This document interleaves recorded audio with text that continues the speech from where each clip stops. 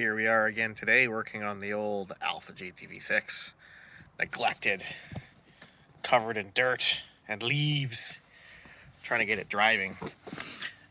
In the last video there, it looked like it was promising to get it on the road real quick, but unfortunately, no. That's just not the way the cookie crumbled there. We'll pop up underneath there. You can see a brake caliper had to get changed. Don't worry about that miscellaneous hole there. But yeah, anyway, so the rear brake caliper ended up being completely seized over the winter. I ended up driving it down the block a few times and then realized that it was smoking hot. And so I pulled that. If you remember my previous videos, that one that I rebuilt there is actually the one that I bought remanufactured. The one that I rebuilt years and years and years ago, still totally fine. The one that I bought remanufactured was remanufactured like a piece of crap. So I did my number on it, put a good old lick of Dorman black paint on it to make it all look nice and new and shiny. And hopefully that's good for years to come. And today we're on another little fiasco here. It's the side of the valve cover you're not really supposed to be seeing.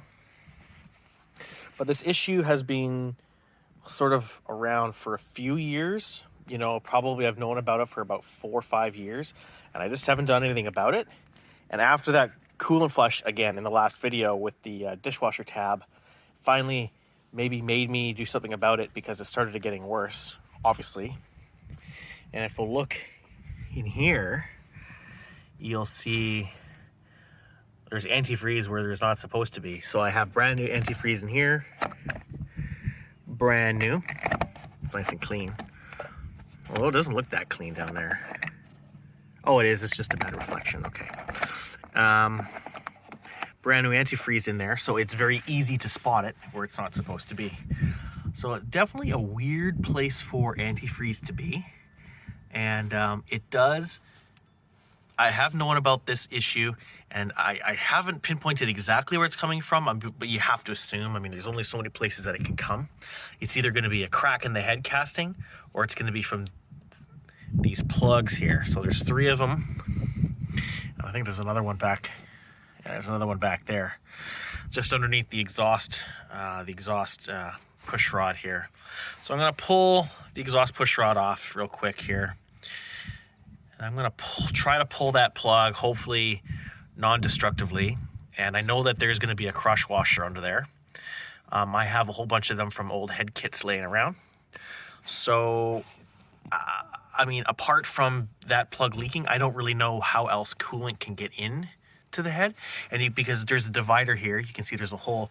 That one's definitely leaking, obviously. And that one I believe is leaking too, because I don't see how it could have gotten from that side to that side. And I'm just trying to think, because the car, I was doing the brake job, so the engine would actually be tilted more forward. So it doesn't make sense that it would flow that way into there either. So yeah, I'm going to guess that that one's probably gone too. So we are going to attack that.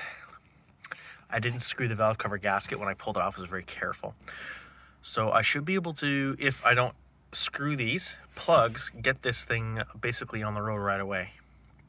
I didn't really want to drive it because it would then mix the coolant with the oil, and then I wouldn't be able to pinpoint exactly where it's coming from.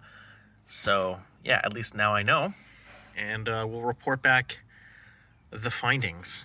Well, as we can see, the offending plugs have been removed and then cleaned with new aluminum crush washers underneath. I'm still not 100% certain if they were the cause. I mean, these crush rings weren't like terrible, and they were definitely tight. That's for certain. They were definitely tight. So like I said, we torqued the hell out of them. Just a little trick. Obviously the push rods had to come out in order for all that in order for me to get the plug. When you back off the adjuster on the valve train all the way, the push rod actually still won't come out. Like, the push rod's still too long. So all I did is I just took a pry bar and I just pushed the valve down a little bit, popped out the push rod, popped out and then obviously the lifter fell out. lube it all up when you put it back together, push the valve back down, slip it back in, and you're redo the valve adjustment, and you're golden on there. So yeah, like I said, it definitely not 100% sure what was going on there. Those plugs were tight and the crush washers looked okay. I mean, I hope that there's not like some other mystery down in there that I don't know about. Oh well. We'll find out when I put another $40 worth of coolant in it and change the oil, because obviously the oil is now destroyed. So yeah, once I put 2 gallons, well, not 2 gallons, but 7 liters of oil and probably 10 liters of coolant back in here, we will find out if it was successful or not. Till then, bye.